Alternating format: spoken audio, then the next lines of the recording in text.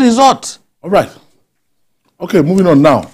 There's temporary calm in River States after the crisis caused by the feud between Governor Siminalayi Fubara and his predecessor, Nyesom Wike. Governor Fubara expressed optimism that the political crisis will be resolved. The governor said there is nothing wrong for a father and a son to have problems.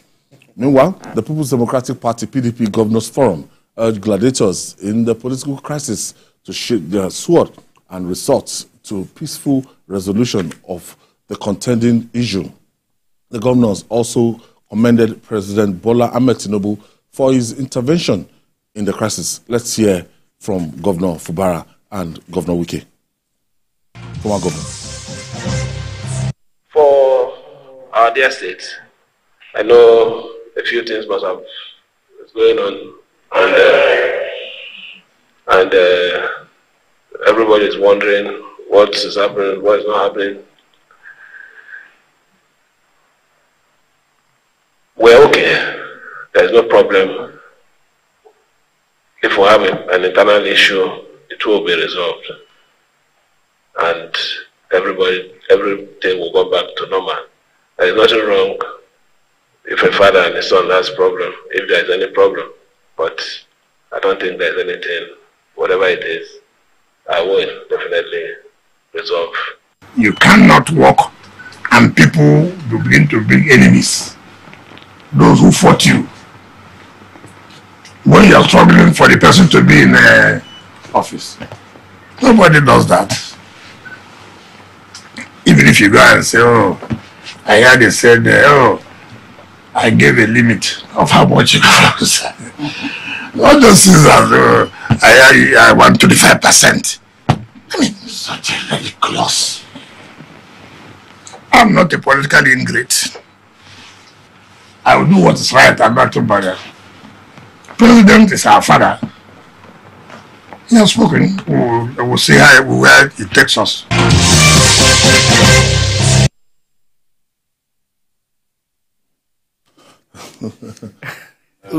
With what's the gladiators, the governor is saying that father and son, and Governor Wike is saying that, look, I have a stake in this state and nobody wants to lose stake, political stake, or his stronghold. You know, that's why it always makes sense to be patient when something happens. To be patient and observe where the pendulum will swing. Many people thought it was all over after the events of that day. And a lot of people were feeding on lies, outright lies. Oh, the governor has suspended the chief staff. Suspended the chief judge. He has sacked this chief of staff. Lies. And the man said, no, I did not sack anybody. So they have dissolved all the local government chairmen. He's chased them away. He dissolved his executive council. Lies. What do people gain from just sitting down in their rooms and just lying? And they will say that they want to go to heaven. The same people, all you do is open your mouth wide and lie. Now, as I said before, this kind of situation can be resolved. And I advise the president to step in. The president stepped in. Look at how things have changed rapidly. The same man who was promising brimstone and fire is the one saying now that if we have an internal issue, it will be resolved and everything will go back to normal. And when you say everything will go back to normal, we know the meaning of that now. It's clear that he wants things to go back to status quo. Nobody's talking of this dying. matter can be resolved. It can be resolved amicably. It is possible.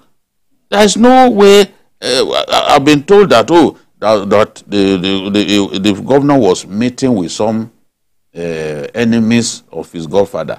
There's no godfather who will be comfortable with that. Because you can see that you are building new negative alliances. And the governor, like Nyesom Wike said, this is not an ethnic issue. Because if you introduce ethnicity into it, it makes it worse.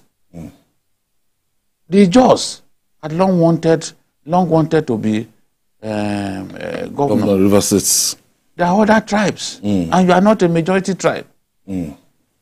So there is a need to ensure that you do not cause disaffection between the tribes in the state and turn this matter into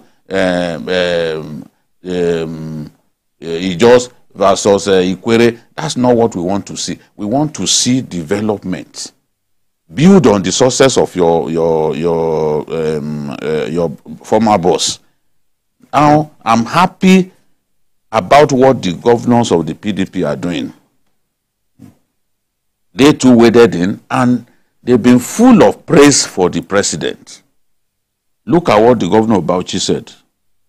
The president, in his usual leadership qualities, intervened. He has shown that he's a president for everybody.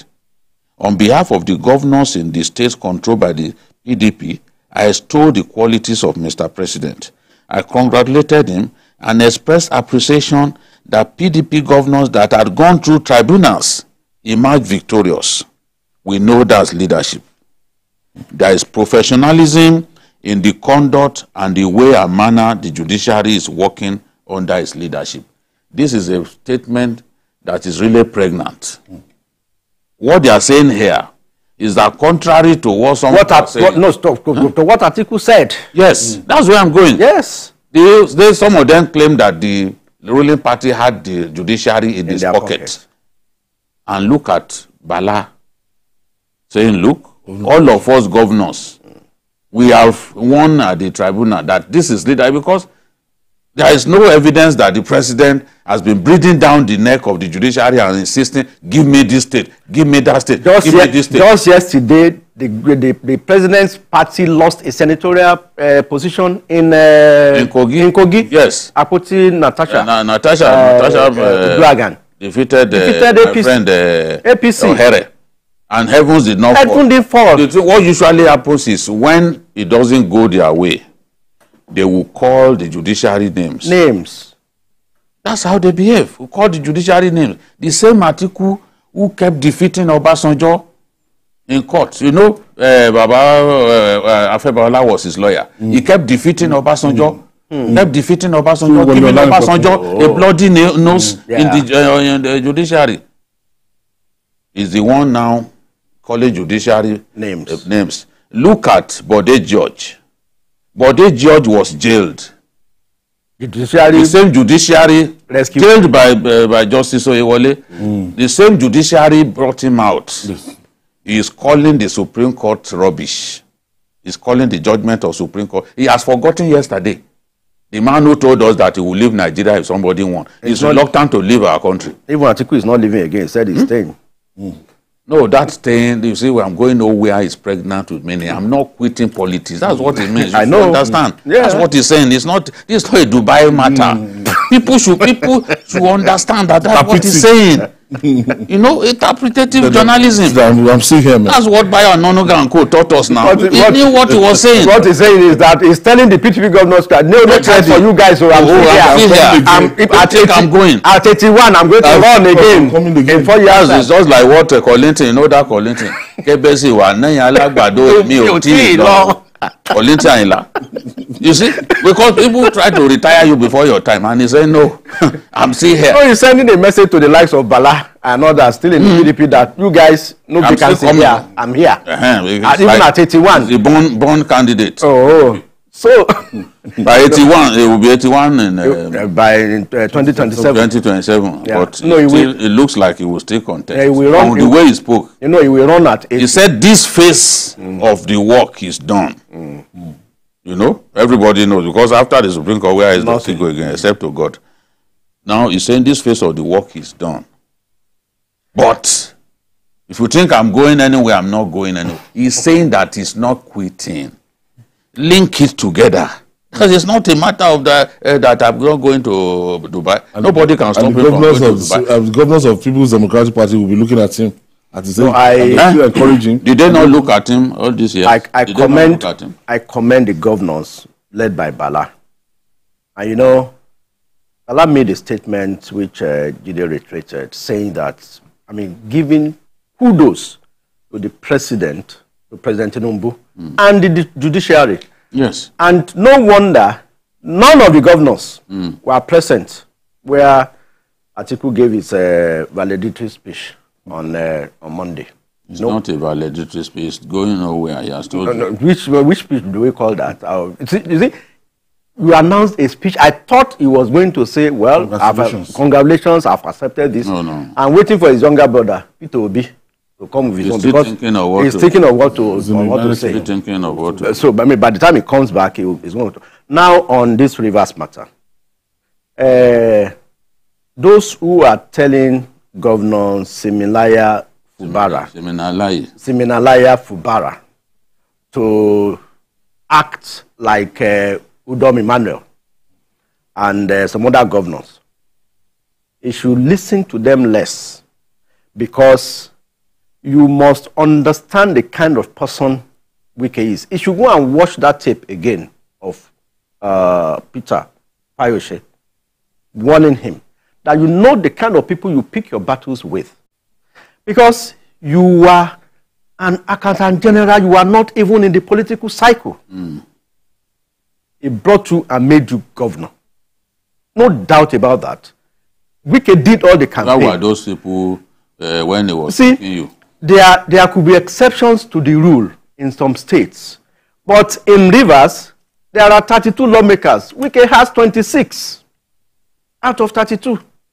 We don't even need them to fight. So yeah, the governor can buy those people. Yeah, no, but can buy those people. That's why Wike will not fold his arms, and because those people pushing him now that you need to be yourself and all those things, you must not. I mean, I love the way he said. The way the governor of Borno State and the vice president, the VP, see the way they are handling their affairs. Yeah. The vice president calls the governor my leader. It's deliberate. Yeah. He calls him my leader. Even when he was in the Senate, before he became that's what he calls it. Anytime you call Zulum, before Zulum does anything, he will tell them to go and talk to you cannot penetrate them. You can't penetrate them. You can't. And that's the way it should be. He knows that the man, and he's saying that my greatest achievement was that I brought him. Shetima is not bothered whether Zulum outperforms him or not. It's only petty people who bother themselves about that. He's not bothered. That success is his own success. Yes, he's the one who brought him. And it is Wike's success that you praise for bringing this fellow. Because he's not of the majority tribe. It's not, and you will need him even when you are seeking re-election, you will still need him. So it's too early in the day. We've seen things like this, all of them quarreling. Just 6 months. Today, the governor of Benue and the secretary of government of the federation, they are like this. Yeah, Reverend Father. He didn't even take 1 week. Reverend Father. It didn't take 1 week before they fought. Reverend Father, for that matter. It didn't take. The moment the fight began, during the inauguration of the house, when the governor made sure that the candidate of the SGF did not become speaker. Today is a cold war. Even their supporters, they are quarreling amongst one another. It's terrible. And what governors do not realize sometimes is that, look, they couldn't have been there without this person. Show him that respect. And let the godfather too show respect to the governor. To the governor, of course. It's as simple as that. Of course. That way, it should be mutual. Yes, that way, you people will continue to compliment one another. You need one another. What the outside people call Wayo Zaman Lafia. And the state will be better for it. Yeah, yes. It's a very delicate balance that it takes maturity for the two people to, both the godfather and the godson, to manage. Because in the situation we have today, if Wike had supported any other person, that person would have become governor. Yes. Apart from Fubara. That's a fact. Of course. So, he should see that as an opportunity. Some people, there's no reason to fight. Some people try to be themselves in Lagos, and we see where did they end? Where it ended. And the thing is, they always think that Tinubu as a godfather, was not taking decisions alone.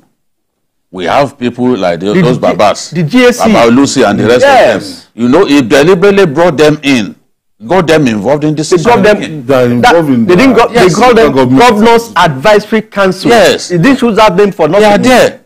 There are some matters that they on their own they will even resolve without the. At a point, Donny Ambode's saga, when even the president had agreed, the Governors Advisory Council said no.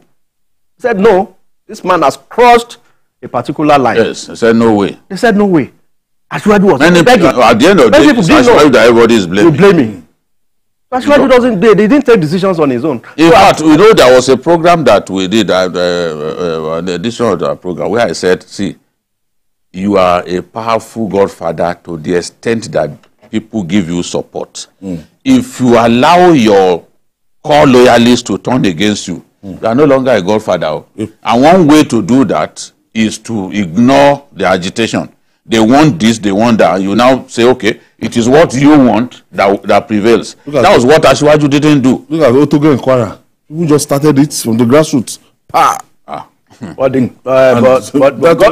Godfathers should play it cool with those governors, because those governors too, they have enormous resources and enormous powers. And that's why, if you watch the program 3 days ago, we spoke about both men. We said, look, you need to work together.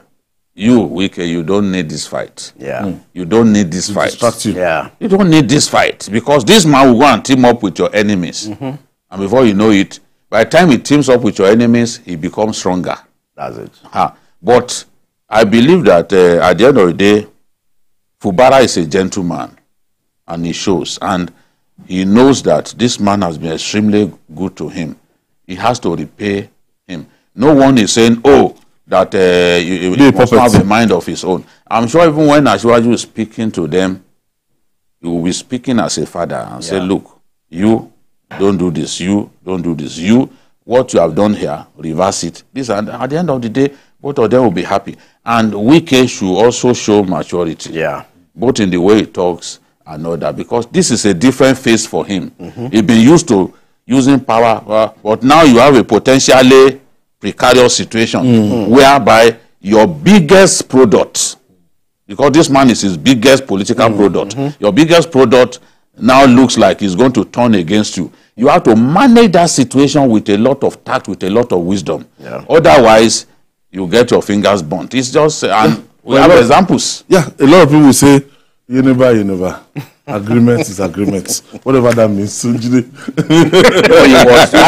was referring to article. Agreement is agreement. That one is article, not he was referring to article. Agreement is agreement too. What is the agreement? You must respect agreement. Run the states on your behalf. No, that you will respect me. Okay, let him respect. Let the respect be mutual. And that's our package today. Join us tomorrow for another episode of the program. You can watch the repeat broadcast tonight at 11 p.m. Join us this Sunday for Journalist Hangout on Sunday between 1:30 to 3:30 p.m. We're on YouTube, youtube.com/TVC News Nigeria. I'm Ayodele Uzuba Company for now.